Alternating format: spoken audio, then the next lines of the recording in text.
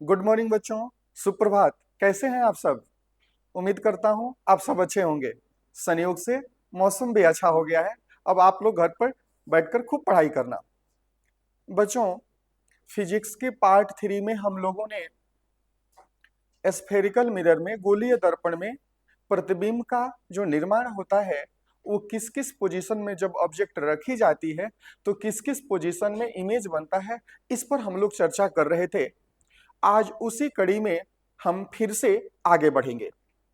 तो सबसे पहले हम लोगों ने बात की थी कि हम लोग अवतल दर्पण में, कनकेव मिरर में प्रतिबिंब का फॉर्मेशन किस प्रकार होता है, इमेज का फॉर्मेशन किस प्रकार होता है, इस पर चर्चा करेंगे। और मुझे उम्मीद है कि अगर आप लोगों ने पीछे के वीडियोस देखा है तो आपको ये ध्यान में होगा कि जो अवतल दर्पण के सामने प्रतिबिंब की जो स्थितियां होती हैं वो वस्तु की स्थितियों पर निर्भर करती है। यानी ऑब्जेक्ट किस किस पोजीशन में रखा गया है, वस्तु किस किस स्थिति में रखी गई है, उस पर उसकी प्रतिबिंब का स्थिति निर्धारित होता है। तो जो सबसे पहला स्थिति था वस्तु का, वो था अनंत पर।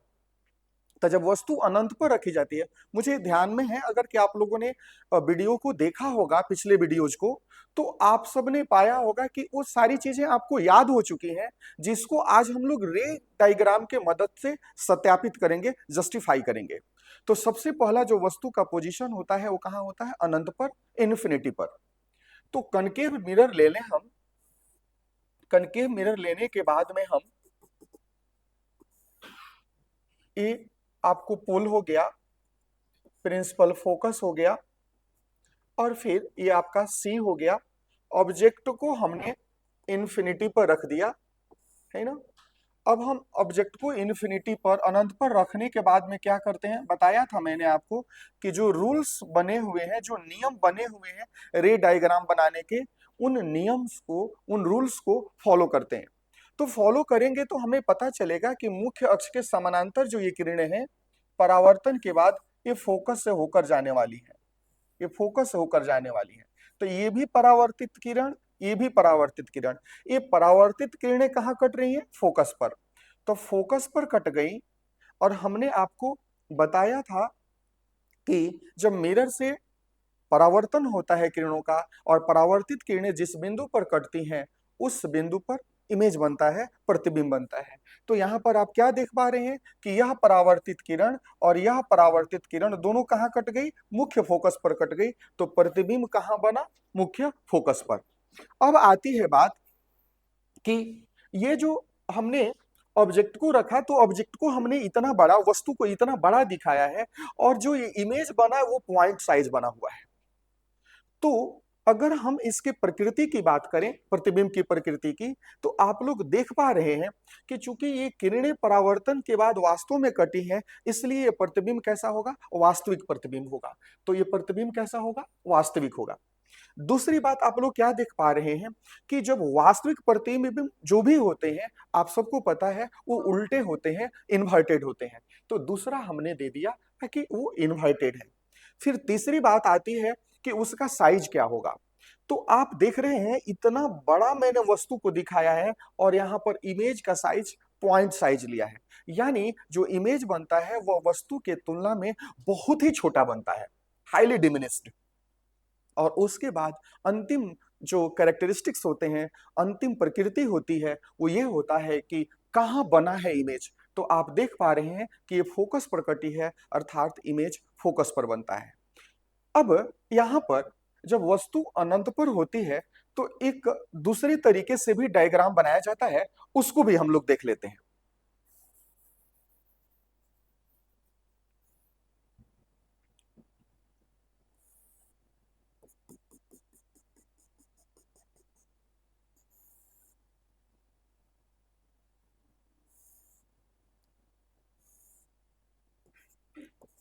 कि हमने अनंत से आती हुई किरणों को दिखा दिया, और फिर ये परावर्तित होकर के लौट रही हैं। ये हमारा पोल हो गया। और ये जहां पर कटी है वह आपका प्रिंसिपल फोकस होता है, यह पॉइंट को हम प्रिंसिपल फोकस कहते हैं। और फिर इतनी ही दूरी पर हमारा वक्रता केंद्र सेंटर ऑफ कर्वेचर होता है।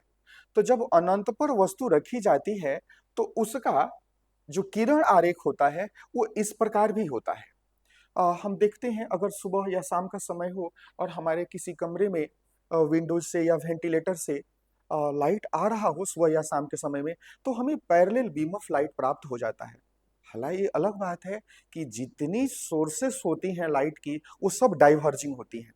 अगर वो किसी सिस्टम में सेट नहीं की गई है तो वो डाइवर्जिंग हुआ करती हैं। लेकिन एटमॉस्फेयर से रिफ्रैक्शन के बाद, अपवर्तन के बाद वह समानांतर किरण पुंज के रूप में प्राप्त हो जाती है।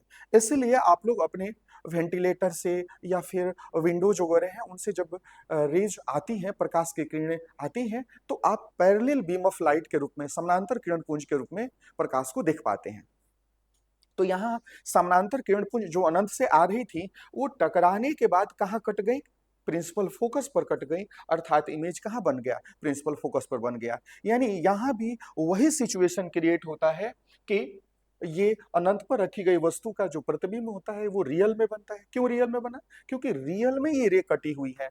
और फिर आप देख रहे हैं, जानते हैं कि जो प्रतिबिंब रियल होता है वह प्रतिबिंब हमेशा उल्टा हुआ करता है। तो यहाँ पर हमने ऑब्जेक्ट का हेड जो है नीचे की तरफ दिखा दिया है, मतलब प्रतिबिंब उल्टा है।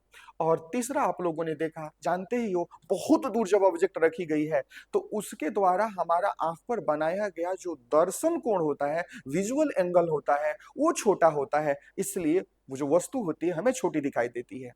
तो यह अनंत पर जब रखी गई है तो जो प्रतिबिंब बनेगा वो बहुत छोटा बनेगा। और कहाँ बना है? तो मुख्य फोकस पर बना है। ये सब बात आप देख पा रहे हैं। अब जब अनंत पर रखी गई वस्तु के लिए हम किरण आरेख खींच लेते हैं, प्रतिबिंब की प्रकृति को जान लेते हैं, तब आती है बात कि अब अगर वस्तु अनंत और वक्रता केंद्र के बीच हो तब प्रतिबिंब की क्या स्थिति होती है, प्रतिबिंब की क्या प्रकृति होती है। तो चलिए अब हम लोग बिना देर किए उसे भी देखते हैं। अब हमने फिर से अवतल दर्पण बना लिया, मुख्य अक्ष प्लॉट कर लिया, पोल ले लिया, यहां पर हमने हल्का पॉइंट दे दिया प्रिंसिपल फोकस के लिए। फिर अंदाज से इतनी ही दूरी पर हमने क्या किया कि सेंटर ऑफ कर्वेचर, वक्रता केंद्र बना लिया। अब हमें वस्तु को कहाँ रखना है? पहले तो इन्फिनिटी पर रखे थे, अब कहाँ रखेंगे? सी और अनंत के बीच में, यानी बियॉन्ड सी हम रखते हैं। बियॉन्ड सी हमने एक ऑब्जेक्ट को रख दिया बियॉन्ड सी।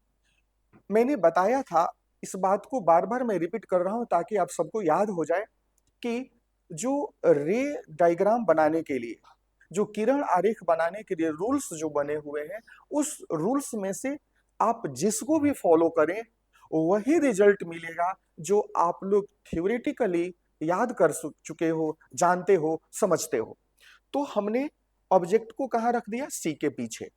अब हम एक मुख्य अक्ष के समानांतर किरण ले लेते हैं। जो मुख्य अक्ष के समानांतर किरण होती है, आप लोग बताइए परावर्तन के बाद कहां से जाती है? हाँ, सही जवाब, बिल्कुल, ये फोकस से होकर जाएगी, ये परावर्तित हो गई। दूसरी किरण रे हम अगर फोकस से भेज दें तो बताइए ये परावर्तन के बाद कहां से जाएगी? तो आप बोलेंगे कि यह मुख्य अक्ष के समानांतर हो जाती है। तो यह मुख्य अक्ष के समानांतर हो गई। अब हम यहाँ पर देख रहे हैं कि परावर्तित किरण यह है, यह परावर्तित किरण और यह भी परावर्तित किरण, दोनों यहाँ कट गई, अर्थात इमेज यहाँ बन गया।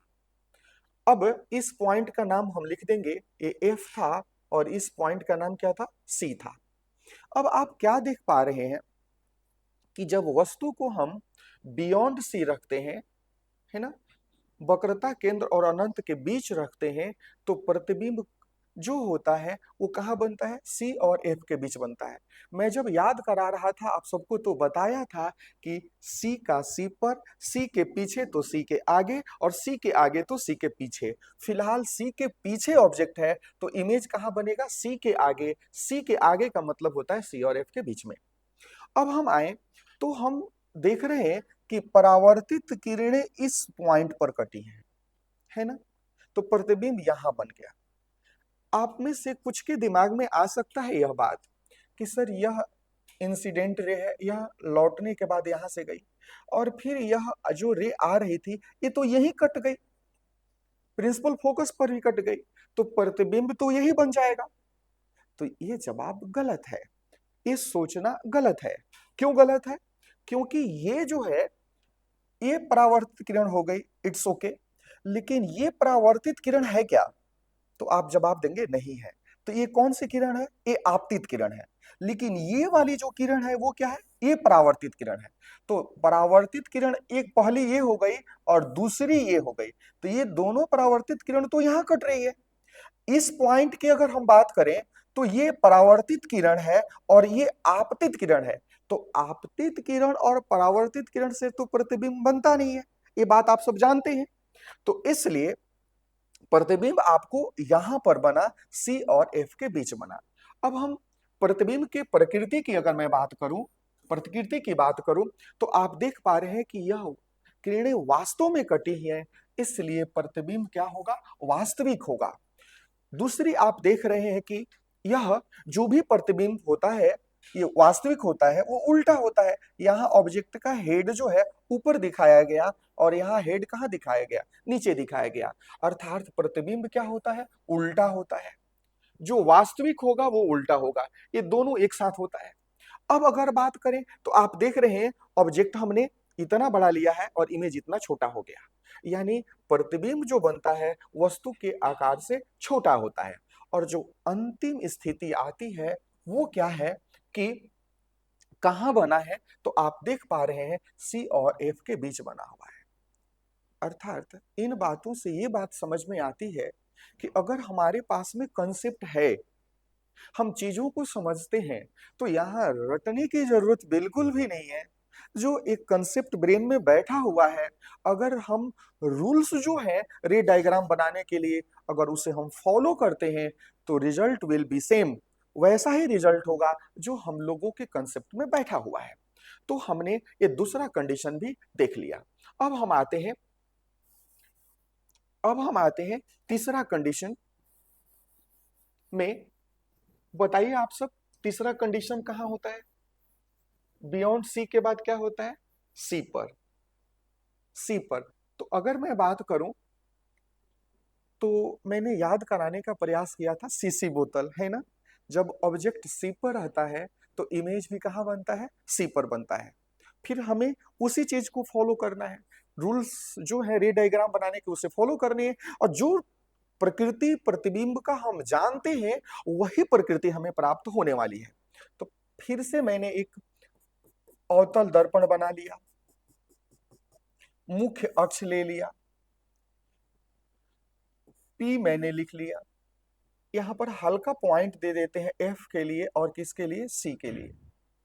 यहां पर एक टेक्निकल बात है बच्चों, जब आप लोग बिना स्केल के डायग्राम बना रहे होते हो ना, तो आपको डायग्राम बनाने में थोड़ी दिक्कतें होती हैं, क्योंकि ये तो हमने अंदाज से ना इसको प्रिंसिपल फोकस माना है, जो कि रेडियस ऑफ कर्वेचर जिसको हम लोग वक्रता त्रिज्या बोलते हैं उसका मध्य बिंदु होता है। ये तो अंदाज से हमने किया है ना, तो थोड़ा भी इधर उधर होगा तो रिजल्ट हमें नहीं मिलने जा रहा जो हम जानते हैं, जो हम लोग समझते हैं। तो इसमें हम एक काम कर सकते हैं, आह वो थोड़ा सा अपना कॉमन सेंस का इस्तेमाल कर सकते हैं। और हम लोग जानते हैं कि जब ऑब्जेक्ट सी पर रहती है तो इमेज कहाँ बनता है? सी पर। तो सी का सी पर ही बन गया, इसका मतलब है कि वो सेम साइज का होने वाला है। और चूंकि मिरर के आगे है तो वो वास्तविक होने वाला है, ये बात आप जानते हैं। तो जब हम ये जानते हैं कि साइज सेम होगा तो एक ही साथ हम दोनों बना लेते हैं, फिर रूल्स को फॉलो करके देखते हैं कि वो जो हम समझ रहे थे वो हमें प्राप्त हुआ कि नहीं हुआ। तो चलिए हमने क्या किया कि सी पर ऑब्जेक्ट रख लिया। आप जानते हैं यहां हमने ऊपर ऑब्जेक्ट रख लिया और साथ में हमने नीचे इमेज भी बना लिया, बिकॉज हम जानते हैं कि सी का सी पर बनता है। अब हम रूल्स को फॉलो करेंगे। तो रूल्स को फॉलो करेंगे तो यहां पर हम क्या करते हैं, सबसे पहले हम एक आयत बना लेते हैं, बाद में रूल को हम सेट करेंगे। आयत बनाने के बाद में हम क्या करते हैं, डायगोनल्स को मिला देते हैं।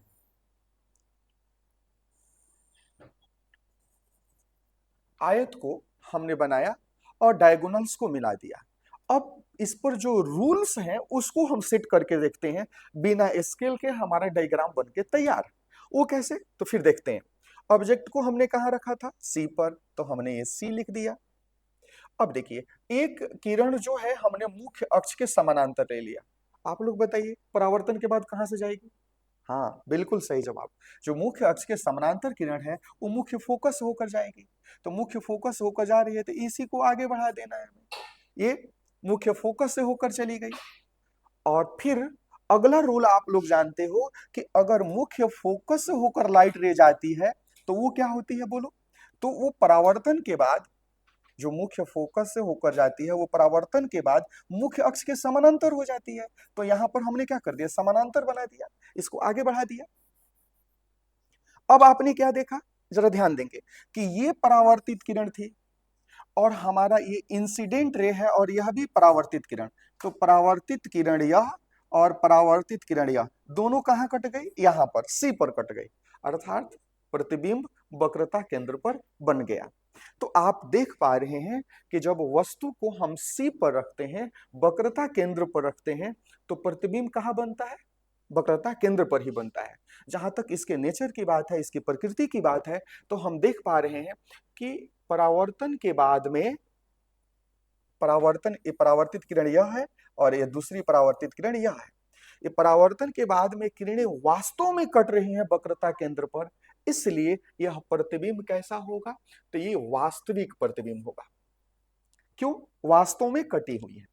और जो वास्तविक प्रतिबिंब होता है वो उल्टा होता है, और आप देख भी रहे हैं कि यहाँ ऑब्जेक्ट का हेड ऊपर था, यहाँ ऑब्जेक्ट का हेड कहाँ है, नीचे है। यानी प्रतिबिंब क्या है, उल्टा बनता है।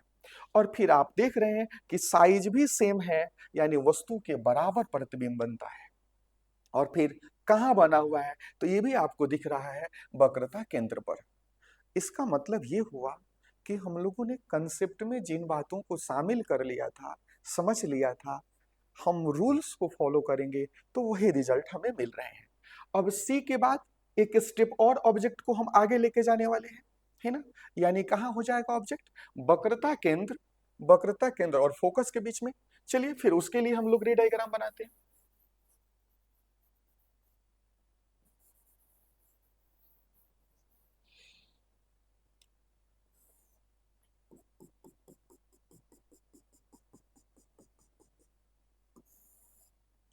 पोल दे दिया, एफ ले लिया, ये फिर सी ले लिया। ऑब्जेक्ट को कहाँ रखने की बात हमने की थी, तो वक्रता केंद्र और मुख्य फोकस के बीच में। तो ये हमारा आपका हो गया वक्रता केंद्र और मुख्य फोकस।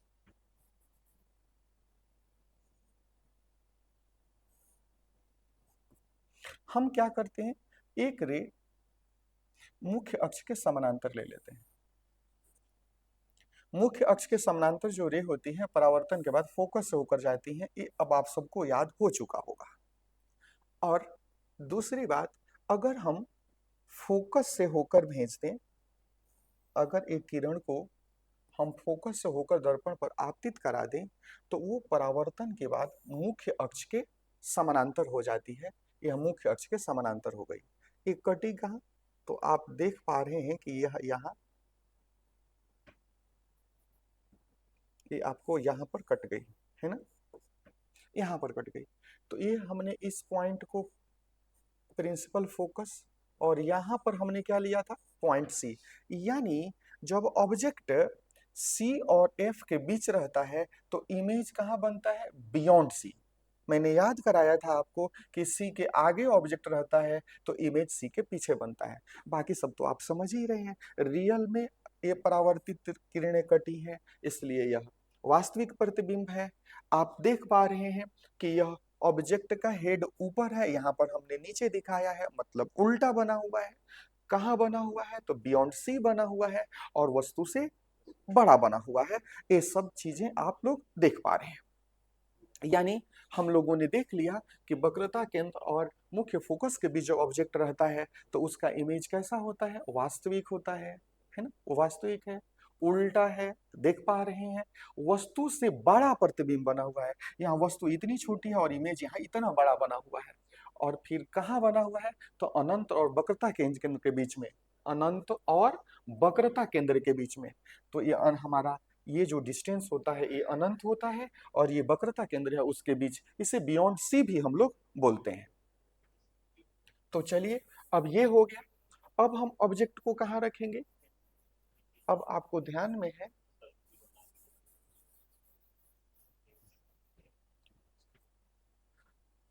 जो इसके बाद वाला वस्तु की स्थिति आती है वो मुख्य फोकस पर आती है। ऑब्जेक्ट को कहाँ रखते हैं, मुख्य फोकस पर। तो मुख्य फोकस पर रख करके देखते हैं क्या होता है। इस डायग्राम को भी बनाने में आप लोगों को कई बार थोड़ी सी परेशानी होती है। हाँ, एक बात यहाँ पर आप लोग दिमाग में नोट कर लोगे कि अभी तो अब मैं बता रहा हूं तो आपको आसान लग रहा है, लेकिन जब आप लोग प्रैक्टिस इसे नहीं करेंगे ना, तो फिर कुछ समय बाद भूल जाएंगे। लेकिन बुद्धिमानी और चालाकी इसी में है कि मेरे आप इस जब वीडियो को देखते हैं उसके बाद से जरूर से एक डायग्राम को 2 बार 3 बार बनाने का प्रयास करें, फिर आपको फर्दर प्रैक्टिस की जरूरत नहीं पड़ेगी। तो अब हमने क्या किया कि मुख्य अक्ष ले लिया, यहाँ पर हमने पोल लिख दिया, ये हमारा फोकस हो गया, ये हमारा वक्रता केंद्र हो गया। अब हमें ऑब्जेक्ट को कहाँ रखना है, मुख्य फोकस पर। तो हमने अब ऑब्जेक्ट को मुख्य फोकस पर रख दिया। थोड़ा सावधानी यहाँ रखनी होगी, कैसे बनाएं हम डायग्राम, क्योंकि रफ डायग्राम है, और रफ डायग्राम है तो भी हमें वही रिजल्ट मिलना चाहिए जो हम जानते हैं जो होता है। तो अब क्या हुआ, हमने पहले मुख्य अक्ष के समानांतर किरण ले लिया, यह परावर्तन के बाद फोकस से जाएगी, यह बात अब आपको बताने की जरूरत नहीं है। और फिर हम इस पॉइंट को बड़ी आसानी से प्रिंसिपल फोकस लिख सकते हैं, और इसको हम सेंटर ऑफ कर्वेचर लिख सकते हैं। हालांकि ये डायग्राम कई तरीके से बनाया जा सकता है, लेकिन जो आसान तरीका है मैं उसको समझाने का प्रयास कर रहा हूं। अब एक लाइट रे को अगर हम ध्रुवों पर, पुल पर डाल दें, तो आपको पता है जिस एंगल से यहाँ पर इंसिडेंट हुई है उसी एंगल से यह परावर्तित होगी। तो अब आपको करना क्या है, चूंकि ये रफ डायग्राम होता है तो हमें इसी के पैरेलल, इसी के समानांतर रे को दिखा देना है, इसके समानांतर। तो ये समानांतर जो किरणें हैं, ऐसा ऑप्टिक्स में माना जाता है, ऐसा प्रकाशिकी में माना जाता है कि जो समानांतर किरणें भी होती हैं वह अनंत पर जाकर के मिल जाती हैं। अब आप कहोगे सर ये कैसे पॉसिबल, अगर दो समानांतर लाइन है तो इसको हम आगे बढ़ाएं या पीछे के तरफ बढ़ाएं, ये किसी भी कंडीशन में नहीं मिलेंगे। तो आप ये कह रहे हो कि समानांतर जो किरणें हैं वो अनंत पर जाके मिल जाएगी।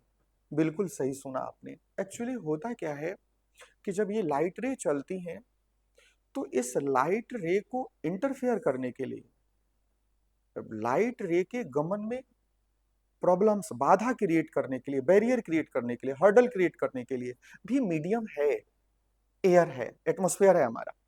तो होता क्या है कि जब सन से आती हुई किरणें जब आप शाम या सुबह में आपके कमरे में आती हैं विंडोज के थ्रू या वेंटिलेटर के थ्रू, तो जब पैरेलल मिल जाती हैं तो उस पैरेलल रे पर हम वापस चलना अगर शुरू कर दें तो फिर क्या होगा, हम सन में जाके मिल जाएंगे।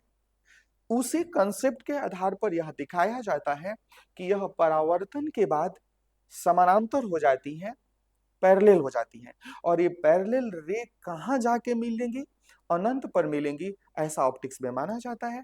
अर्थात इमेज कहाँ बनेगा, अनंत पर। फिर अब थोड़ी सी समस्या आप लोगों के जेहन में आ सकती है कि सर यहाँ तो फिर हम प्रतिबिंब की प्रकृति का निर्धारण कैसे करेंगे, प्रतिबिंब के कैरेक्टरिस्टिक्स कैसे फाइंड करेंगे। तो जवाब है कि चूंकि ये मिरर के आगे है तो आप खुद बताइए ये प्रतिबिंब वास्तविक होगा कि काल्पनिक होगा। जवाब होगा वास्तविक होगा। क्यों वास्तविक होगा, क्योंकि मिरर के आगे है, दर्पण के आगे है, इसलिए। अच्छा, जो प्रतिबिंब वास्तविक होता है वह कैसा होता है, तो वास्तविक प्रतिबिंब उल्टा होता है, यानी यह जो प्रतिबिंब बनने वाला है वो उल्टा बनने वाला है। अच्छा, फिर अब साइज की बात करें तो हमने देखा था कि जब सी और एफ के बीच में ऑब्जेक्ट था तो इमेज बड़ा बन गया था, प्रतिबिंब बड़ा बन गया था। अब तो ऑब्जेक्ट और पास आ गया तो इमेज क्या बन जाता है, हाईली इनलार्ज, बहुत बड़ा बन जाता है। तो आप देख पा रहे हैं कि वास्तविक होगा, उल्टा होगा, वस्तु से बहुत बड़ा होगा और कहां बनने वाला है, अनंत पर बनने वाला है। आई होप एक कंसेप्ट आप सबको क्लियर हो चुका है। अब एक अंतिम सिचुएशन बनता है जब ऑब्जेक्ट एक स्टेप और आगे आ जाए, कहा, पी और एफ के बीच आ जाए। यह अवतल दर्पण के लिए अंतिम स्थिति होती है। तो चलिए बिना देर किए उसे भी देखते हैं।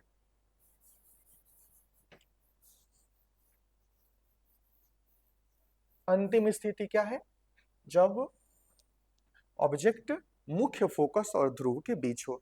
और ये वाला जो है हमारे लिए कुछ ज्यादा ही इंपॉर्टेंट है, क्योंकि डायरेक्टली इनडायरेक्टली बोर्ड एग्जाम्स में भी क्वेश्चंस आते हैं और इसका प्रैक्टिकल यूटिलिटी भी है, इसलिए।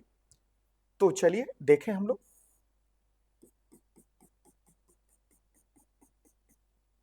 हमने मुख्य अक्ष ले लिया और इसके साथ में हमने इसे पोल लिख दिया। ए आपको हमने एफ मान लिया, ए मान लिया आपको सी। ऑब्जेक्ट को हम कहाँ रख रहे हैं, आपको ये पी और एफ के बीच में। अब देखिए इसको बनाने का, इसका रे डायग्राम बनाने का एक आसान तरीका क्या है। तो अगर हम एक रे को, एक लाइन पहले हम ऐसा ड्रॉ करते हैं जो ऑब्जेक्ट के हेड को छूते हुए जाए, और ये कहां से जाए, सी से। जरा विचार कीजिए कि ऑब्जेक्ट तो हमारा यहां रखा हुआ है, ऑब्जेक्ट तो हमारा यहां रखा हुआ है। उस कंडीशन में अब क्या हुआ कि जो ये लाइट रे पड़ी, तो लाइट रे तो यहां से जाने वाली है ऑब्जेक्ट से, तो ऑब्जेक्ट से गई, और मैंने ये सी से इसलिए खींचा इस लाइन को ताकि आपको ये समझ में आ जाए कि ये उसी लाइन पर है जिस लाइन पर ये त्रिज्या है, ये रेडियस है, और रेडियस उस पॉइंट पर परपेंडिकुलर होता है, ये बात मैं पहले बता चुका हूं। अर्थात यह जो किरण है, यह परावर्तन के बाद, चूंकि ये सी से होकर जाती हुई अपीयर हो रही है, इसलिए परावर्तन के बाद इसी पाथ को रिट्रेस करेगी और ये चली जाएगी। और दूसरी बात करें बच्चों, तो एक रे अगर हम पोल पर डाल दें, तो यह परावर्तन के बाद में इसी एंगल से आपको ये परावर्तित हो जाएगी। ये हमने एंगल लगभग इक्वल बनाने का प्रयास किया है। हालांकि यह एंगल आपको दिखाने की जरूरत नहीं है, मैं आपको समझा रहा हूं, इसलिए मैं ये दिखा रहा हूं कि यह लगभग एंगल मैंने इक्वल बनाने का प्रयास किया है।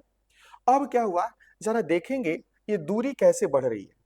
ये दूरी बढ़ रही है तो आगे जैसे जैसे ये रेस जाएंगी, ये दूरी क्या होगी, और बढ़ती जाएगी। फिर उधर मिलने की जो स्थिति है वो समाप्त हो जाएगी, कभी मिल ही नहीं पाएगी क्योंकि दूरी बढ़ रही है। तो जैसे जैसे आगे बढ़ेगी बीच का डिस्टेंस बढ़ता जाएगा। तो उस कंडीशन में हम क्या करते हैं कि इस रिफ्लेक्टेड रे को डॉटेड करके आगे की तरफ बढ़ाते हैं, और ये जहां पर कट जाती हैं, जहां कटेगी जबरदस्ती नहीं करना है, जहां कटती है वहां कटने देंगे। मुख्य अक्ष तो हम बढ़ा ही सकते हैं जितनी जरूरत है हमको, और फिर जहां पर कटी है वहां पर हम क्या करते हैं, डॉटेड लाइन करके ही इमेज को दिखा देते हैं। डॉटेड लाइन करके ही इमेज को हम लोग दिखा देते हैं। यहां थोड़ा मैं इसको करेक्ट कर दूं, तो डॉटेड करके ही हम दिखा देते हैं। अब आपको, हालांकि ये लाइन आप लोग ड्रॉ करने के लिए स्केल का इस्तेमाल जरूर करेंगे, जिससे सीधी लाइन बनाना आप सबके लिए आसान रहेगा। अब प्रश्न आता है कि बाकी कंडीशन में तो हमने डॉटेड करके नहीं दिखाया, यहाँ क्यों दिखा रहे हैं। तो पहला रीजन, चूंकि ये परावर्तित किरण जैसे जैसे आगे बढ़ रही है, बीच की दूरी बढ़ती जा रही है, तो जैसे जैसे और आगे जाएगी दूरी और बढ़ जाएगी, यहाँ उधर मिलने की, मिरर के फ्रंट में मिलने की पॉसिबिलिटी समाप्त। तो हम क्या करते हैं, उस कंडीशन में पीछे करते हैं। दूसरा रीजन मैं बताऊं, तो हमारे आंख में ऐसी कोई व्यवस्था नहीं होती कि हम लोग टेढ़ा देखें, हम सीधा देखते हैं, because light always travel along a straight path. तो अब क्या होता है कि हम अपनी आंखों से यहां से देखें तो हमको यह यहां से आती हुई प्रतीत होगी, यहां पर आंखें रख करके देखें तो यह हमें यहां पर आती हुई प्रतीत होगी, यहां से, अर्थात यहां पर से आ नहीं रही है, यहां से आती हुई मालूम पड़ रही है। तो जब आती हुई मालूम पड़ रही है, यह दर्पण के पीछे हो गया, तो यह प्रतिबिंब कैसा होगा? तो आप बोलेंगे कि सर ये काल्पनिक प्रतिबिंब है ना? क्यों काल्पनिक प्रतिबिंब है? क्योंकि ये दर्पण जो होता है यह ओपेक होता है, यह अपारदर्शी होता है, यहाँ लाइट रेज जाती नहीं है, इस वजह से। अब क्या हुआ?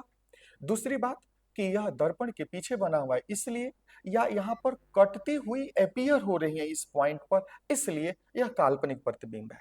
और दूसरी बात आप देख पा रहे हैं कि यहाँ ऑब्जेक्ट का हेड हमने ऊपर दिखाया था और यहाँ भी ऑब्जेक्ट का हेड हमने ऊपर दिखाया है, मतलब प्रतिबिंब जो बना हुआ है वो सीधा बना हुआ है। क्या बना हुआ है? सीधा बना हुआ है। वस्तु इतनी छोटी है, प्रतिबिंब इतना बड़ा बना हुआ है, यानी वस्तु से बड़ा है, इनलार्ज इमेज है। और कहाँ बना हुआ है? तो आप देख पा रहे हैं दर्पण के पीछे बना हुआ है। तो इस प्रकार अवतल दर्पण में जो इमेज फॉर्मेशन होता है वह उसके जो 6 अलग अलग कंडीशंस हैं, उस 6 अलग अलग कंडीशंस में प्रतिबिंब कहाँ कहाँ बनता है, उसकी प्रकृति क्या होती है, यह सब आपने किरण आरेख के मदद से देख लिया। अब बात आती है, इसमें एक बात विशेष रूप से ध्यान रखना है कि इस 6 कंडीशंस में से सिर्फ एक ऐसा कंडीशन है जहां पर काल्पनिक प्रतिबिंब बनता है, वर्चुअल इमेज बनता है, और वह स्थिति यह है कि जब वो ऑब्जेक्ट कहाँ हो, P और F के बीच हो तब। अब इसी कड़ी में हम आगे बढ़े तो अवतल दर्पण तो हो गया, अब उत्तल दर्पण में हम इमेज के लिए किरण आरेख रे डायग्राम कैसे प्लॉट करते हैं उसे देखेंगे। आप लोग बोलोगे क्या 6 कंडीशंस उसमें भी है? नहीं, उसमें केवल 2 कंडीशंस की चर्चा है। तो चलिए देखते हैं उसे।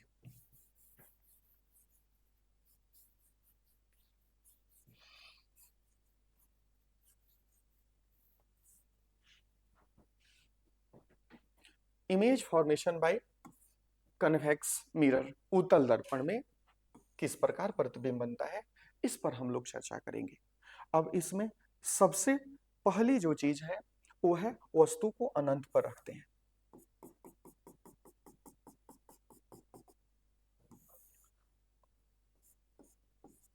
अनंत पर, सॉरी, हमको उत्तल दर्पण पढ़ना है ना, अवतल दर्पण तो हम लोग पढ़ लिए। तो उत्तल दर्पण हमने बना लिया, उत्तल दर्पण बनाने के बाद में हमने मुख्य अक्ष खींच लिया। अब कई बार आप लोग क्या करते हो कि एफ और सी इधर लिख देते हो। ध्यान रहे कि जब अगर ये स्फीयर इधर बनने वाला है तो इसका सेंटर ऑफ कर्वेचर तो इधर होगा, फोकस भी इधर होगा, तो इधर नहीं। अब क्या होता है कि अगर हम एक काम करें, यहाँ डॉटेड करके हम ऑब्जेक्ट को दिखा दें तो, और हम 2 समानांतर किरण ले लें मुख्य अक्ष के, ये हमारा पोल हो गया। अगर हम इस पॉइंट को F मान लेते हैं और इस पॉइंट को अगर हम C मान लेते हैं तो क्या होगा? ये दर्पण पर पड़ी रही। तो आपको पता है जो मुख्य अक्ष के समानांतर होती है वो फोकस से होकर आती हुई मालूम पड़ती है। ये हम फोकस पर डॉटेड करके ले जाएंगे और इसी को आगे बढ़ा देंगे, अर्थात ये चूंकि ये रेज को डाइवर्ज कर देता है। तो अब क्या हुआ, ये हमारा पॉइंट प्रिंसिपल फोकस हो गया, ये हमारा वक्रता केंद्र हो गया, सेंटर ऑफ कर्वेचर हो गया। तो डॉटेड करके हमने ऑब्जेक्ट को दिखाया, अर्थात अनंत पर वस्तु है। कहाँ है? अनंत पर। और अनंत पर है तो ये मिरर से टकराने के बाद, परावर्तन के बाद देख रहे हैं कि फिर ये फैल रही है। तो ये जब फैल रही है तो मिलने की पॉसिबिलिटी समाप्त। तो फिर अगर हम अपनी आंखों से यहां से देखें तो ये हमको एफ से आती हुई मालूम पड़ेगी, यहां भी देखें तो एफ से आती हुई मालूम पड़ेगी, अर्थात इमेज कहां बन गया? फोकस पर। यानी अवतल दर्पण में भी अनंत पर वस्तु थी तो मुख्य फोकस पर बना था, यहां भी उत्तल दर्पण में भी जब वस्तु अनंत पर होती है तो फोकस पर बनता है, और यहाँ भी यह जो इमेज बनता है वो क्या होता है? हाईली डिमिनिस्ड होता है। तो क्या था क्योंकि यहाँ पर रे आई नहीं है, दर्पण के पीछे बात हो रही है, इसलिए काल्पनिक है। और जो काल्पनिक होता है वो सीधा होता है, आपको पता है। देख रहे हैं वस्तु को हमने इतना बड़ा अनंत पर दिखाया है और यहाँ पर पॉइंट साइज इमेज बना है, यानी वस्तु से बहुत बहुत छोटा इमेज बनता है। और कहाँ बना हुआ है? फोकस पर। तो ये बात हो गई, ये पहला सिचुएशन को हम लोगों ने देख लिया। ठीक है, अब दूसरी बात आए हम, दूसरा केस क्या होता है इसमें।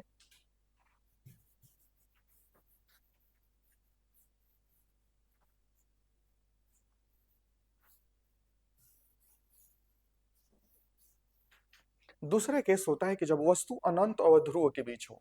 कहाँ हो? अनंत और ध्रुव के बीच, पी और इंफिनिटी के बीच में कहीं भी रहे। तो सबसे पहला काम उसी की तरह हम उत्तल दर्पण बना लेंगे, मुख्य अक्ष ले लिया, है ना। यहाँ पर हमने प्रिंसिपल फोकस कर लिया, यहाँ सेंटर ऑफ कर्वेचर कर लिया, यहाँ पर हम पोल कर लेते हैं। एक ऑब्जेक्ट को हमने दिखा दिया यहाँ पर। फिर हमने जो रूल्स हैं उसको फॉलो करते हैं। मुख्य अक्ष के समानांतर रे ले लिया। ये परावर्तन के बाद क्या होगी? ये परावर्तन के बाद क्या होगी तो आपको पता है, ये फोकस से होकर आती हुई मालूम पड़ती है। और दूसरा रे को अगर हम क्या करें,